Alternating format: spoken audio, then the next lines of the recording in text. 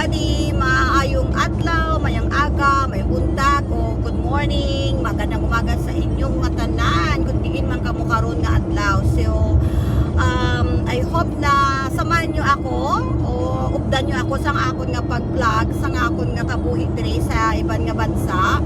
Ang ako dobra ang home care ka nagaatiman sa mga tigulang sa ilabalay ginakatuan kag ginabisitahan. So amo ni nga first time ko nga mag-vlog sa amo ni nga area.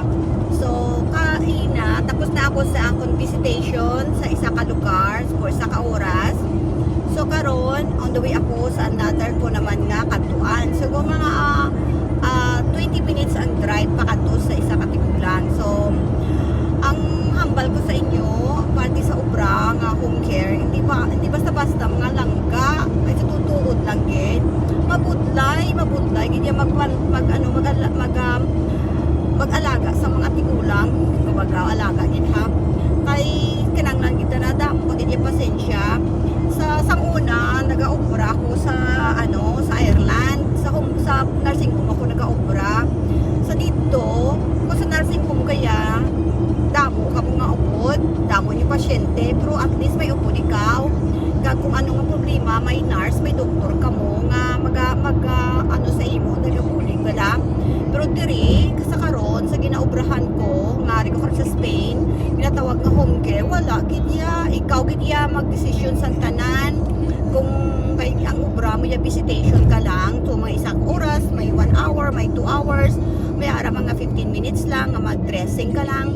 Diri sa obra ko, halin sa pag-abot ko de, na-shock gid bala ako kay syempre wala ko gid bala na naagya na nga mo sini nga klase nga or kaobra man ako, carer man ako, pero laing gid gali kon home care ka kay ikaw gid tanan kung makita magsulod ka sa ilabalay, kung makita mo ang tigulang medyo hindi maayo, so ikaw gid magdesisyon sila nga magpadala sa ospital kay ikaw tanan sirong tigulang wala sang pagkaon, wala pati sa pagkalto ka sa ilabalay kay wala sila sang pagkaon, syempre manidahan ka gid ya amo na ya obra mo, manidahan ka, pakaunon mo pa sila mga bulong nila sin kay sila mga tigulang diri nga ginakadtuan ko.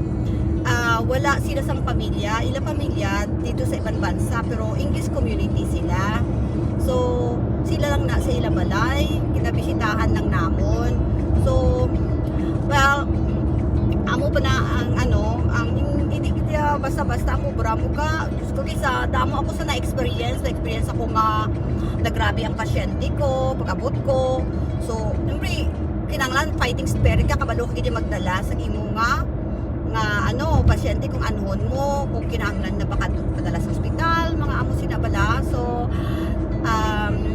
sa next vlog ko idalon ko kamo sa akon nga ginakatuan. So stay tuned sa akon channel, share and like po. Bye everyone, thank you.